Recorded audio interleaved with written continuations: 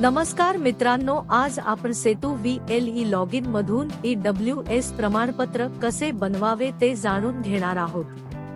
केंद्र सरकार व महाराष्ट्र राज्य सरकारने आर्थिक दृष्ट्या दुर्बल असणाऱ्या सर्व लाभार्थ्यांसाठी EWS म्हणजेच इकॉनॉमिकली वीकर सेक्शन 10% आरक्षण घोषित केले आहे। ह्या निर्णयानुसार आर्थिक दृष्ट्या दुर्बल असणाऱ्या घटकांना सरकारी नोकरी तसेच शिक्षण क्षेत्रात 10% आरक्षण मिळत आहे। तसेच ह्या प्रवर्गातील लाभार्थ्यांना वय, परीक्षा फी व इतर सवलतीचा लाभ मिळतो। आजच्या व्हिडिओमध्ये आपण केंद्र सरकारचे EWS प्रमाणपत्र म्हणजे central government economically weaker section eligibility certificate कसे बनवावे ते जाणून घेणार आहोत। चला सुरू करूया आजचा व्हिडिओ आणि जाणून घेऊ केंद्र सरकारचे EWS प्रमाणपत्र कसे बनवावे।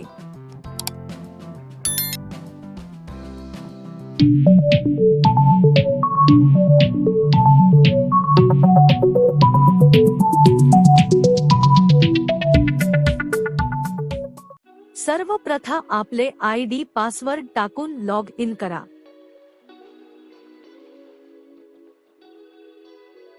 डॅशबोर्ड वर आल्यावर सर्च बार मध्ये EWS असे सर्च करा। सर्च रिझल्ट मध्ये आपल्याला सर्टिफिकेट्स फॉर सेंट्रल गव्हर्नमेंट हा पर्याय दिसेल, त्यावर क्लिक करा।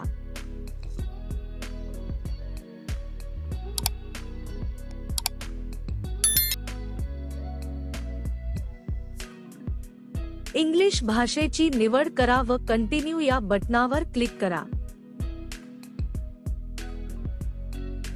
सर्वप्रथम आपल्याला ॲप्लिकंट डिटेल्स ही माहिती भरून घ्यायची आहे। त्यामध्ये वडिलांचे सॅल्युटेशन, फुल नेम इंग्लिश व मराठी मध्ये, father's salutation, father's full name English व मराठी मध्ये, birth date, age, gender, occupation, mobile number ही माहिती भरून घ्यावी।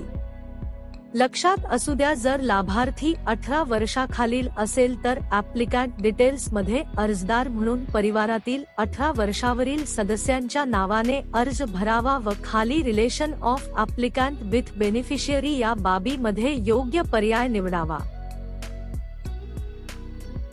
आता आपण रेजिडेन्स डिटेल्स ही माहिती भरून घ्यावी। त्यामध्ये अर्जदाराचा ॲड्रेस, डिस्ट्रिक्ट, तालुका, विलेज, पिन कोड ही माहिती भरून घ्यावी।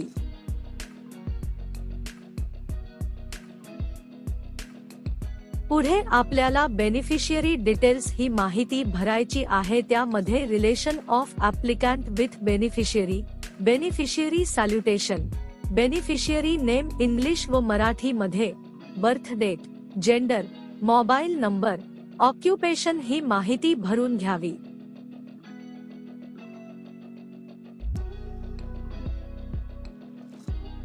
पुढे आपल्याला परमनेंट ॲड्रेस ही माहिती भरायची आहे। त्यामध्ये permanent address Sam as above असे विचारले आहे।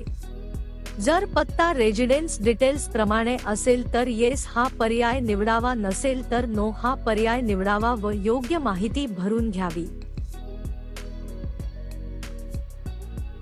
पुढे आपल्याला has beneficiary migrated from a different state असे विचारले आहे। जर लाभार्थी दुसऱ्या राज्यातून स्थलांतरित असेल तर येस हा पर्याय निवडावा व योग्य माहिती भरून घ्यावी। पुढे आपल्याला बेनिफिशियरी कास्ट किंवा कॅटेगरी डिटेल्स विचारली आहे। ही माहिती लाभार्थ्यांच्या शाळा सोडल्याचा दाखल्यानुसार भरावी। शाळा सोडल्याचा दाखल्यावर जात व धर्म स्पष्टपणे लिहिलेले असते। आता आपल्याला बेनिफिशियरीज फादर डिटेल्स ही माहिती भरायची आहे। त्यामध्ये सॅल्युटेशन, फुल नेम इंग्लिश व मराठी मध्ये, बर्थ डेट, जेंडर, ऑक्युपेशन व मोबाईल नंबर ही माहिती भरून घ्यावी। आता आपल्याला बेनिफिशियरीज फादर ॲड्रेस डिटेल्स ही माहिती भरून घ्यायची आहे। त्यामध्ये लाभार्थ्यांच्या वडिलांचा ॲड्रेस, डिस्ट्रिक्ट, तालुका, विलेज आणि पिनकोड ही माहिती भरायची आहे।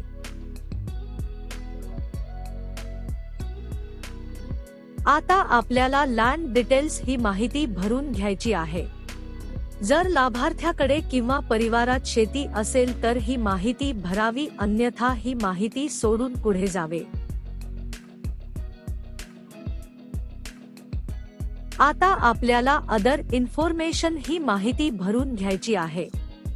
त्यामध्ये यू हॅव रेजिडेन्शियल फ्लॅट असे विचारले आहे. जर आपल्याकडे फ्लॅट असेल तर येस हा पर्याय निवडा, नसेल तर नो हा पर्याय निवडा. त्यानंतर do you have residential plot in notified municipalities असे विचारले आहे. जर आपल्याकडे प्लॉट असेल तर येस हा पर्याय निवडा, नसेल तर नो हा पर्याय निवडा. त्यानंतर do you have residential plot of 200 square yards and above in areas other than the notified municipalities असे विचारले आहे. असेल तर येस हा पर्याय निवडा, नसेल तर नो हा पर्याय निवडा. आता आपल्याला family income details through various sources ही माहिती भरून घ्यायची आहे. ही माहिती तहसीलदार यांनी दिलेल्या उत्पन्न दाखल्यानुसार भरावी. त्यानंतर कराराचा तपशील वाचून घ्यावा. I solemnly affirm that the above mentioned information submitted by me is true and correct to my knowledge and belief. I hereby agree to be liable for legal consequences for any information found incorrect or untrue at a later date. I agree या पर्यायावर check mark करा आणि submit या बटनावर click करा. आता आपला अर्ज सेव्ह झाला आहे. डॉक्युमेंट्स अपलोड करण्यासाठी click here to upload documents या पर्यायावर क्लिक करा. आता आपण सर्व कागदपत्रे अपलोड करून घ्यावी. सर्व कागदपत्रे अपलोड झाल्यावर कंटिन्यू या बटनावर क्लिक करा.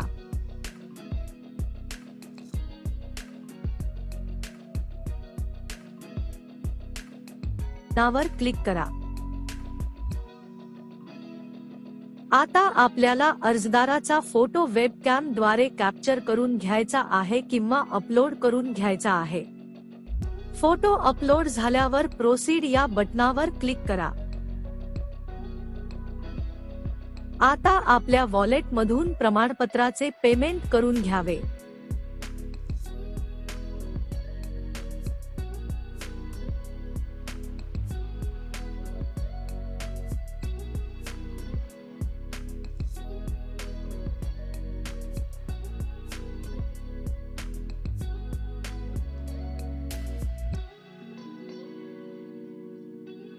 पेमेंट झाल्यावर आपल्याला पोच पावती प्राप्त होईल.